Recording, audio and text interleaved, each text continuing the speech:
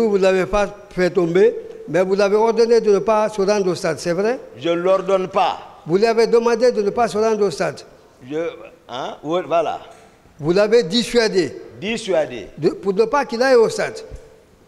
Qu'est-ce que vous avez appris qu'il se trouverait au stade et qui pourrait faire du tort à la présence du président Dadis?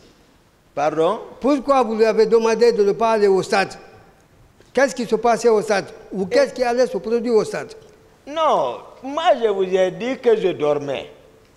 Ils sont venus me réveiller. C'est que à travers ceci là d'abord, je suis ceux qui sont venus, Marcel, les Macambo, les Georges, ils sont venus dans ma chambre, je dormais. Ils m'ont réveillé, je suis assis dans le lit. Ils disent ça ne va pas. J'ai dit quoi qui ne va pas? Il dit non, les gens sont en ville. Il faut qu'on aille. Georges était au téléphone. Il parlait des infiltrations des cars là. C'est là-bas, je les ai dit, moi je sais, c'est une insubordination, je n'ai rien à recevoir avec eux. J'ai dit, personne ne sort ici. Ils se sont fâchés, j'ai dit, ils sont partis. Un peu plus tard, Marcel est revenu, que le président m'appelle. Je vais à la rentrée, ce que j'ai entendu le président dire. Je ne peux pas mentir sur lui. Il dit, ils vont le regretter, le pouvoir est dans la rue, il faut leur mater. C'était ça, le président a dit. Il disait, j'ai même imité ici, parce qu'il cherchait à s'habiller. Il ne m'écoutait pas, je lui ai dit, on ne sort pas, vous ne sortez devant eux. Même mot. Il n'a pas compris, je suis ressorti, voir le commandant du salle. J'ai dit, si tu le laisses sortir, tu vas me connaître, je suis parti. Je reviens sur ma question. D'accord. Vous avez dissuadé, monsieur le chef de l'État, de se rendre au stade. Oui. Il y avait quoi au stade qui pouvait nuire à la présence du président? Ah, mais je vous ai dit ce qu'il a. Ce qui pouvait nuire à sa présence. Oui. Ce qui pouvait nuire à sa présence. Oui. Lorsque je vous demande de ne pas vous rendre au point A, ça veut dire, si vous vous y rendez, vous pourrez vous heurter à des obstacles. D'accord, c'est que d'habitude, pour qu'un président se déplace, il y a des précurseurs. C'est-à-dire que d'habitude, j'envoie d'abord les gens en avant qui vont inspecter le lieu et occuper le lieu. Après, ils me remontent l'information. J'ai dit, ok, c'est nos hommes de confiance. J'ai dit au président, bon, le dispositif est prêt, on peut partir. Mais ce n'était pas le cas. Ce n'était pas le cas. D'accord. Donc, je ne pouvais pas assurer sa sécurité physique dans ces circonstances d'imprévu. Ou bien vous craignez, pour le président de la République, s'il se rendait, pas président de la République, le chef d'État, s'il se rendait au SAD, qu'il participe à la répression, vous pensez que s'il était au SAD, lui-même réprimer les manifestants? Non, je n'ai pas pensé à tout ça. Moi, c'est-à-dire c'est son état. Je n'ai pas aimé l'état dans lequel je l'ai vu. Voilà. Bon, vous avez dit qu'il était dans un état tel que vous avez considéré vraiment il n'était plus le même. Vous l'avez dit. Je l'ai dit. Qu'est-ce que vous entendez par il n'était plus le même? Qu'est-ce que ça vous dit? Ah, mais d'habitude, les gens ont l'habitude de le suivre à la télé. Ses traits de caractère sont connus. Mais ces jours, c'était autre chose.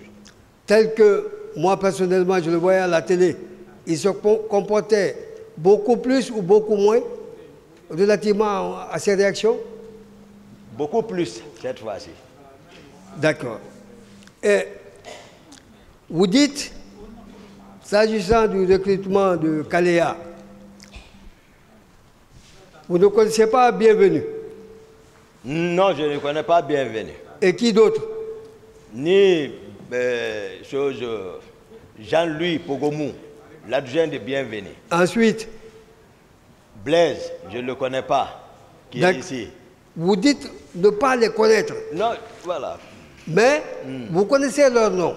Oui.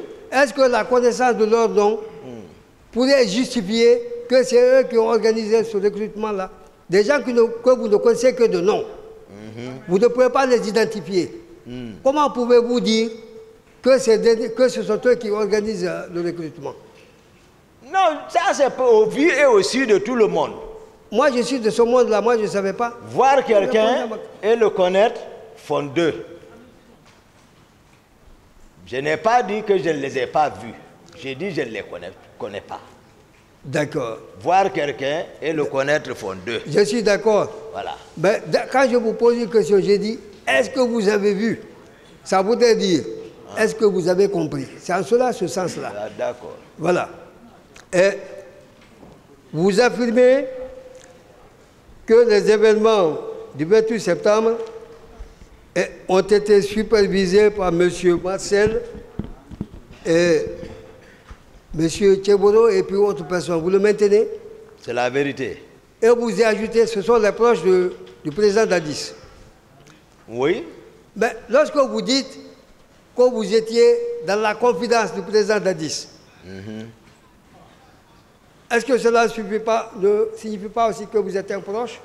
Non, le sens de proche, je vous ai dit, j'ai détaillé. Mais la sortie... J'ai pas voulu, j'ai même dit que j'ai pas voulu parler de tout ce qui pouvait diviser entre les Guinéens. Je vous comprends. Sur ce pas... Voilà, j'ai pas voulu parler de détenus. D'accord. Je vous ai dit que nous étions absorbés. Vous avez pris, j'ai évité le mot pour parler de garde parallèle. Tout à fait. Tout ça, c'est pour éviter le mot là. Mais c'était ça. Maintenant, moi, je sors carrément de ce cadre-là, de proche, relativement à cet esprit de communauté. Je sors de ce cadre-là. Mais vous vous sentez proche du président Dadis, oui ou non? Au-delà de cette affaire de communauté. Je vous ai dit, les premiers trimestres, ok. Mais après ça, c'est fini. Vous ne vous sentez plus un proche de Dadis, monsieur Dadis? Il sortait, Teboro occupait ma place pour sortir. Moi, ma question est simple. Je n'étais plus proche. Vous n'étiez plus proche? Je vous ai dit formel, qui était là au fond, ce n'était pas ça. D'accord. Vous n'étiez plus son confident. On est d'accord? Du tout. Alors, moi, je voudrais savoir, vous dites avoir conduit certains leaders politiques à la clinique Ambroise Paré. Vous le maintenez? Oui. Vous êtes resté là. Vous êtes resté à la clinique avec les malades, avec les opposants, à la clinique Pasteur. Oui. Vous avez ajouté que M. Marcel et ses hommes sont venus... C'est pas Pasteur. C'est qui? Hein? Ambroise. Oui, je dis... Bon. Il y a Pasteur en ville ici. Il y a vous n'avez pas compris. Par là. Vous avez déposé les leaders blessés à la clinique Ambroise Paré. Voilà. Oui. Sur le champ, M. Marcel et ses hommes vous ont rejoint là. Et Teboro. D'accord. Et M. Teboro. C'est eux qui sont venus nous trouver là-bas. Je suis d'accord. Vous avez dit que M. Marcel a même brandi des grenades en menaçant de faire éclater la clinique. Il a sorti les 2 grenades. Et vous étiez avec qui là-bas? Seulement il a offensé. J'étais avec Lousenifal. Ouais. J'étais avec Mouktar. Ouais. J'étais avec Sidia. D'accord. J'étais avec Jean-Marie. Et d'autres militants politiques qui étaient encore là-bas. Et qui lui a dissuadé de jeter les grenades? Non, non, non, c'est que c'est pas. On a crié, je l'ai demandé s'il était fou. Tout le monde était inquiet. J'ai dit ici pour ne pas opportuner. Parce que c'est une structure hospitalière. Pour ne pas opportuner, quand même les qui sont couchés là-bas, tout hospitalisés, il m'est venu